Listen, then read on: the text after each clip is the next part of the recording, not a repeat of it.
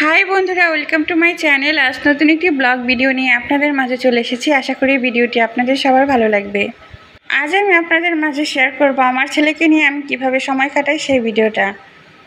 বিশেষ করে একটা জিনিস দেখানোর জন্য আপনাদের ভিডিওটা আমার করা, সেটা হচ্ছে আমার ছেলে প্রতিদিন সকালবেলা ঘুম থেকে উঠেই সে মন্দিরে প্রণাম করতে যাবে। তার ঘুম থেকে ওঠার পর একটাই কাজ হচ্ছে মন্দিরে যেয়ে ঠাকুরকে প্রণাম করা। দেখতেই পাচ্ছেন সে ছোট্ট ছোট্ট পায়ে গুটি গুটি করে হেঁটে গিয়ে গেছে মন্দিরের দিকে। এটা হচ্ছে এলেঙ্গার জমিদার বাড়ি।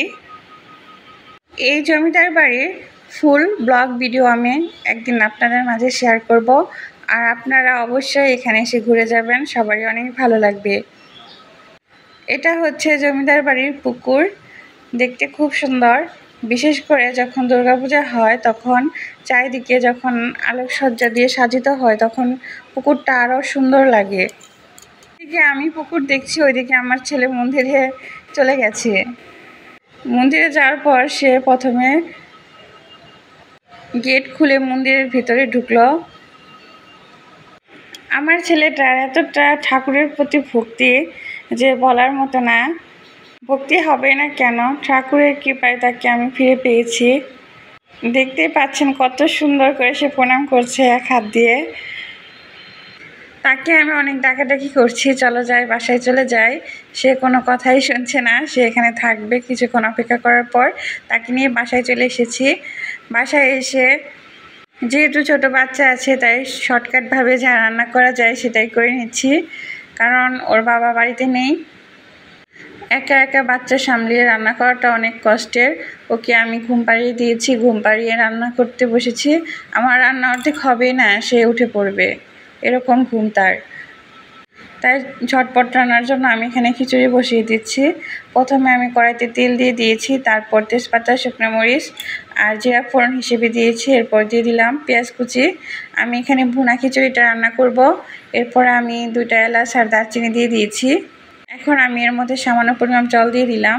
দেওয়ার পর আমি এর মধ্যে পরিমাপ মতো হলুদের গুঁড়া আর পরিমাপ মতো মরিচের গুঁড়া আর পরিমাপ মতো লবণ দিয়ে দিব।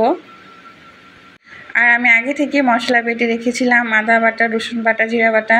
এখন আমি আদা, রসুন আর জিরা বাটা এর মধ্যে দিয়ে দিলাম।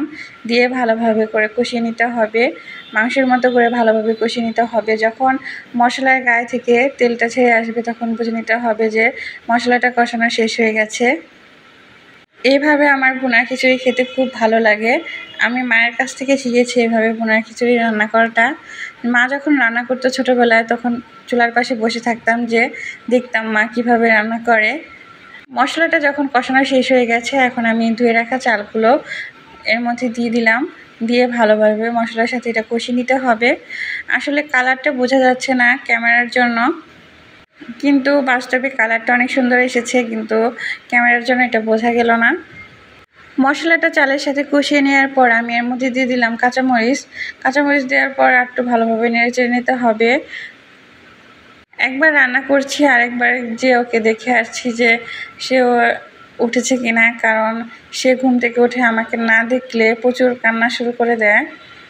এর মধ্যে সে একবার উঠে পড়েছিল, তাকে খাইয়ে আবার ঘুম পাড়িয়ে আবার রান্না করতে চলে এসেছি। এখন আমি খিচুড়ির মধ্যে পরিমাপ মতো জল দিয়ে দিলাম।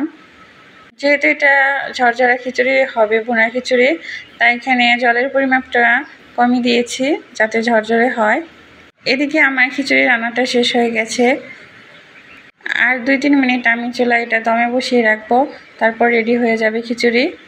খিচুড়ি রান্না তো শেষ, খিচুড়ির সাথে তো কিছু একটা দিয়ে খেতে হবে, তাই আমি আগে থেকে ডিম সেদ্ধ করে রেখেছিলাম।